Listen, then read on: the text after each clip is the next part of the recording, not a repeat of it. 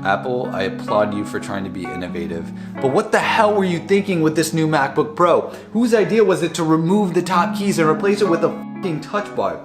How did this even pass user testing? I cannot believe that this would pass user testing. If you're gonna remove keys that are on every single keyboard in existence and every other laptop, then at least continue to sell your regular laptop with the full range of customizability.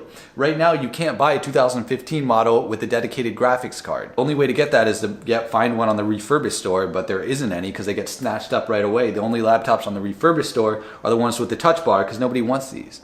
This is going to be my objective review of this after like a month and a half. So first of all, the keyboard is a lot less comfortable. The keys are thinner, so it's harder. So there's less cushion, there's less give. Honestly, the difference to me is night and day. They remove the USB slots and the SD card slot. So if you work with the camera, if you do any photography, videography, you're going to use an SD card or a micro SD card. They don't have that. So you have to get one of these hubs. This is a hyperdrive, $100. It comes with 2 USB ports, SD card, micro SD, and then 2 of these firewires, whatever you call them.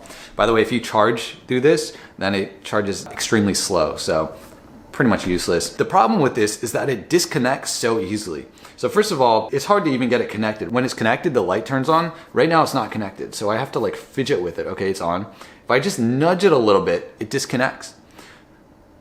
See that? So you could have an SD card in there transferring files. It'll just disconnect with the slightest nudge. When it's on an uneven surface, it just doesn't work often. So look, it's not even, it won't even stay on. So I literally can't have this connected to anything when I'm on my bed. Sometimes it takes me forever to get the SD card connected. If you want to connect a USB, you got to get one of these like $20 USB adapters. $20! How the hell is this $20? I'm all for forward thinking and moving to the future, but SD cards and even USB isn't going away anytime soon. I'm still dependent on USB for my mouse, my keyboard. I wanted to go to wireless. I tried so hard to find a wireless mouse, but they don't make them for like regular adult size humans anymore. They design them for midgets. They just get smaller and smaller, more and more uncomfortable. They care more about aesthetics than actual ergonomics. It's ridiculous. And if you know a comfortable wireless mouse, let me know, because I haven't been able to find one like this. For some reason, they decided to move away from the magnetic power charger to this thing. I don't know why. The magnetic thing was so much better. But honestly, those other inconveniences, they really suck. But I probably could deal with them, but I can't deal with this touch bar. What I realized is that I press the escape key a lot. When you replace that with the touch bar, the thing with the touch bar is a good fraction of the time it's not even gonna register, and because it's not a physical key, you don't know if you actually hit it. Especially with the escape key, there's generally, a lot of the time there's no immediate feedback, and it's just far inferior to have a touchpad to press that. For volume, by default, it doesn't have the volume down and volume up buttons, although you can expand it to get that. But you can hold it down and then go up and down. But this actually freezes probably about 10% of the time. When it freezes, it takes at least 20 to 30 seconds to unfreeze. I guess on the positive side, the specs are better. It's got a dedicated graphics card, which is good.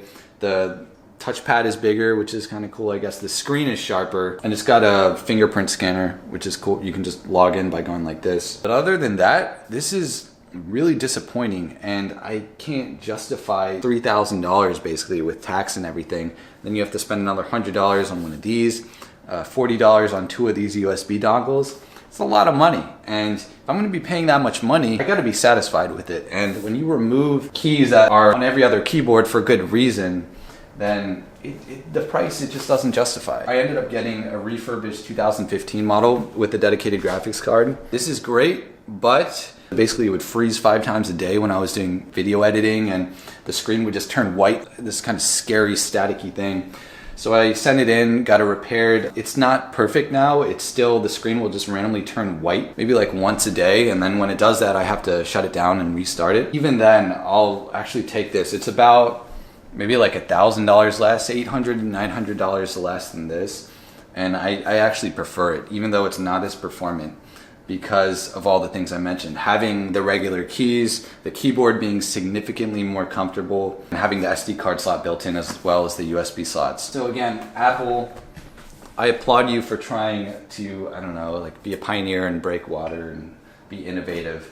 But this isn't innovation. This is a downgrade. Also, Apple, you guys are really stupid for not selling a hub like this in your store. This is something that anybody who gets this laptop is gonna have to get anyways. You're literally leaving money on the table and making customers have to go out of their way and do extra work. It kind of boggles my mind that a company with $250 billion in cash all right, so if you're just a casual user, this is probably fine. It's not a huge deal, it's manageable. Although if you're casual, you could just get a MacBook Air. But if you don't need a laptop right now, I would probably hold off until Apple gets its shit together and scraps this and brings back a laptop with the top keys. Because this is just, this just doesn't work. Come on, Apple. By the way, it's been a roller coaster day for ETH today. I haven't actually been just sitting here watching all the prices all day. I don't do that. But it went all the way down to 770 and now it's at 1,011. I'll be honest, I was freaking out a little bit when it hit the bottom, but I didn't sell. And so it's good that I didn't sell. Actually, I sold a little at like 996, but anyways, just hold. We'll get through this.